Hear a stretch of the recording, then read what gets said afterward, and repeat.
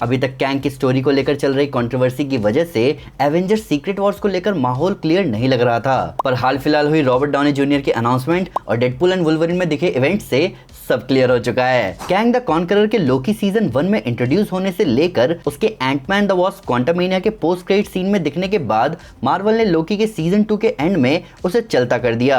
अब सामने है रॉबर्ट डाउनी जूनियर के टोनी स्टार्क का डॉक्टर डूम वेरिएंट, जो कि आ रहा है एवेंजर्स की बैंड बजाने। इस एक डिटेल ने डेडपूल एंड वुल्वरिन के रिलीज के साथ माहौल को पूरी तरह बदल दिया है और अब चीजें साफ साफ क्लियर हैं। तो दोस्तों, मैं हूं अमन सिन्हा और आज मैं आपके आगे एवेंजर्स सीक्रेट वॉर्स को लेकर एक क्लियर पिक्चर पेंट करने वाला हूं। वीडियो शुरू करने से पहले लाइक करना ना भूलें, चैनल को सब्सक्राइब जरूर करें और बेल आइकन जरूर दबाएं। तो स्पॉयलर्स का ध्यान रखते हुए चलिए शुरू करते हैं। सबसे पहली इंपॉर्टेंट चीज है सीक्रेट वॉर्स होने का कारण। डेडपूल एंड वुल्वरिन में ये दिखाया गया कि किसी यूनिवर्स के डिके होने का कारण उसके एंकर बीइंग का मरना है। जैसे अर्थ 1005 में लोगन के मरते ही उस टाइमलाइन का डिके होना शुरू हो गया था और कुछ 1000-2000 साल बाद वो टाइमलाइन बर्बाद हो जाती। ऐसा कॉमिक्स में भी हो रहा था, जहां मल्टीवर्स डिके हो रहा था और इनकर्जन्स हो रहे थे।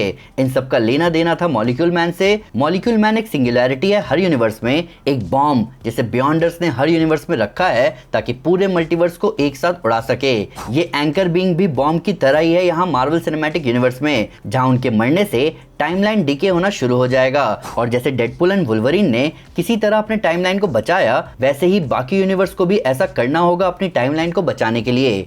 पर एंकर बीइंग का मरना या उसे रोकने की कोशिश ट्रिगर करेगी इनकर्जन को। ये है मेन बात। प्रॉब्लम का पता लगाना एक तरफ और उस प्रॉब्लम को सॉल्व करने की कोशिश करना एक तरफ। डेडपूल एंड वुल्वरिन मूवी में भी टीवीए को नहीं पता था कि अर्थ 10005 के डीके को कैसे रोके, इसीलिए जब डेडपूल एंड वुल्वरिन ने इस डीके को रोक दिया तो हंटर B-15 हैरान हो गई और ये भी बोल के गई कि डेडपूल एंड वुल्वरिन की वापस जरूरत पड़ सकती है आगे, क्योंकि इन्हीं दोनों ने इस इम्पॉसिबल काम को किया है। कैसे, ये बात कोई नहीं जानता, ना ये दोनों खुद जानते हैं। पर यूनिवर्स का डीके रोकना क्या अच्छी बात होगी? एक बार कॉमिक्स पर नजर डाले तो न्यू एवेंजर्स वॉल्यूम 3 में हमने देखा कि डॉक्टर डूम को मल्टीवर्स के डीके को रोकने के लिए मॉलिक्यूल मैन खुद सजेस्ट करता है कि मल्टीवर्स को बचाने के लिए सारे यूनिवर्स से मॉलिक्यूल मैन को उठाते हैं और उन्हें मारना शुरू करते हैं। पर इस वजह से मल्टीवर्स सिकुड़ना शुरू हो गया और तब शुरू हुआ इनकर्जन। और जैसा हमने doctor strange in the multiverse of madness में देखा, मार्वल सिनेमैटिक यूनिवर्स में इनकर्जन होना शुरू हो चुका है,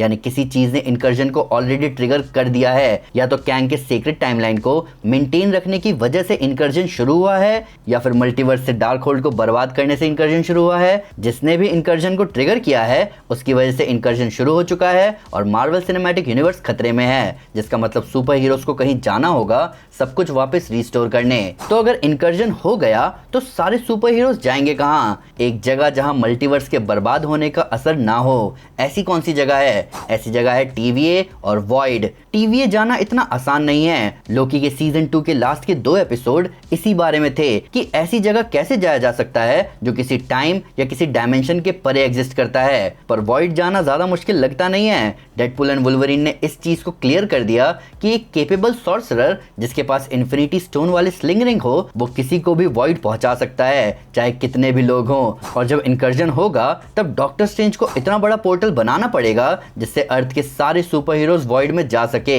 या एक साथ सबको प्रून ही कर दो ताकि सुपर हीरोज वॉइड में चले जाएं और उनके पास टाइम हो ये सोचने का कि सब कुछ वापस कैसे ठीक किया जा सके।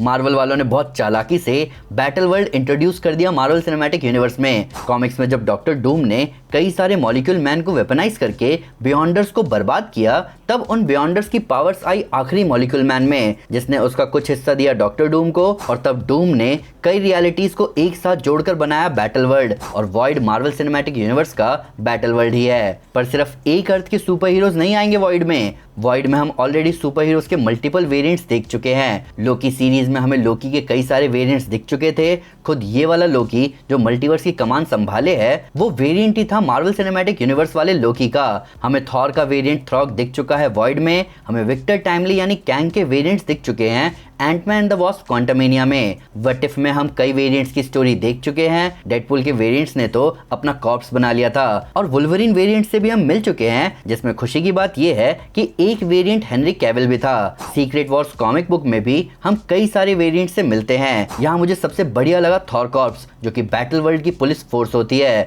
तो वैसे ही वॉइड में भी स्पाइडरमैन वेरिएंट से टोबी मैगवायर की स्पाइडरमैन, एंड्रयू गारफील्ड की Spiderman, Deadpool, Wolverine, Deadpool and Wolverine में दिखने वाले अदर्स सब हो सकते हैं यहाँ। मैं आपको जल्दी से एवेंजर्स सीक्रेट वॉर्स की prequel series time runs out recommend करना चाहूंगा। डिस्क्रिप्शन की लिंक में जाकर जल्दी से इसे अपने कलेक्शन में ऐड करें। तो वॉइड का कोई रूलर भी होगा और वो कौन है ये हम सब जानते हैं। ये है interesting part. Robert Downey junior वाली अनाउंसमेंट ने इस पार्ट को बहुत आराम से क्लियर कर दिया।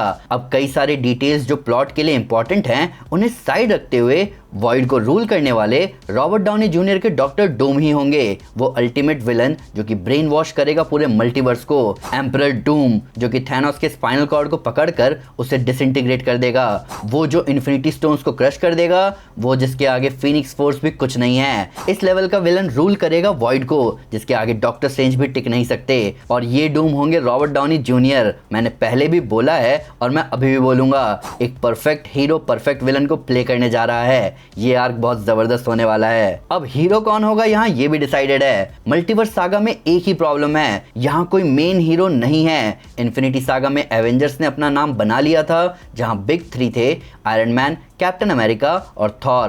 पर मल्टीवर्स सागा में अभी भी कोई बिग 3 नहीं है। कुछ लोग कैप्टन मार्वल, ब्लैक पैंथर और नए कैप्टन अमेरिका का नाम लेना चाहेंगे, पर ये इन्फिनिटी सागा के बिग 3 के आसपास भी नहीं आते। स्पाइडरमैन को आप एक नए लेवल पर मान सकते हो, लेकिन मार्वल सिर्फ स्पाइडरमैन पर रिलाय नहीं कर सकता। तो एक हीरो चाहिए रॉबर्ट डाउनी जूनियर के डॉक्टर डूम के लिए, और वो हीरो अभी इंट्रोड्यूस नहीं किया गया है। मार्वल सिनेमैटिक यूनिवर्स का रीड रिचर्ड्स, जिससे हम मिलेंगे the fantastic four first steps में। अभी नए कैप्टन अमेरिका का आर्क भी दिखना बाकी है। इस कॉमिक कॉन अनाउंसमेंट और डेडपूल एंड वुल्वरीन ने चीजों को अपनी अपनी जगह सेट कर दिया है। अब बस मार्वल को इन सारे एलिमेंट्स का सेंस बनाना है और हमें तब जाके मिलेगा एक नया बिग 3। पर इस पूरी सिचुएशन का अंत यहाँ नहीं है, इसके बाद का फ्यूचर भी क्लियर है हमें। मार्वल सिनेमैटिक यूनिवर्स अभी अधूरा है। यहाँ म्यूटेंट्स कब और कैसे ऐड होंगे, फैंटास्टिक फोर अचानक कैसे दिखना शुरू होंगे, अगर दूसरी टाइमलाइन से आएंगे तो उनका आर्क क्या रहेगा। डेडपूल और वुल्वरीन कभी एमसीयू की कहानियों में हमें दिखेंगे या नहीं। आयरन मैन और कैप्टन अमेरिका का क्या उनकी इतनी ही कहानी दिखनी थी, क्योंकि अभी भी कई सारी कहानियां बाकी है उनकी। अभी बहुत कुछ दिखना बाकी है मार्वल सिनेमैटिक यूनिवर्स में। वो भी लॉजिकली कैसे दिखाया जा सकता है तुरंत। इसके लिए एक सॉफ्ट रिबूट चाहिए जो कि सीक्रेट वॉर्स की एंडिंग ही दे सकती है। जब मल्टीवर्स रिबूट होगा तो अलग अलग यूनिवर्स के अच्छे एलिमेंट्स एमसीयू में ऐड हो सकते हैं प्रॉपर लॉजिक के साथ, और ये सब पॉसिबल होगा रॉबर्ट डाउनी जूनियर के डॉक्टर डूम के आने की वजह से। तो दोस्तों ये थी वीडियो एवेंजर्स सीक्रेट वॉर्स के सेंस बनने के बारे में। अभी फीलिंग आना शुरू हो रही है इन्फिनिटी वॉर वाली। अब देखना ये है कि मार्वल इस फीलिंग को बनाए रखता है या फिर से कुछ बेवकूफ़ी होगी। पर फिर भी अगर उससे कोई डिटेल मिस हो गई हो या आपको इसको नया फैक्ट है इस वीडियो से रिलेटेड, तो प्लीज़ हमें कमेंट पर जरूर बताएं। हमारे सोशल मीडिया हैंडल पर हमारे साथ शेयर करें, हम हर जगह हैं। तो दोस्तों अगर आप जस्टिस लीग को उनके दो सबसे बड़े विलन डार्कसाइड और एंटी मॉनिटर के खिलाफ लड़ते हुए देखना चाहते हैं, तो मैं आपको हमारी justice league dark side war series recommend करूंगा। साथ ही साथ अगर आपको वीडियो पसंद आए तो इस वीडियो को लाइक और शेयर जरूर करें। ऐसे कई सारे सुपर कंटेंट के लिए हमारे चैनल को सब्सक्राइब करना ना भूलें। Thank you guys, this is Aman Sinha and you are super super. Piece.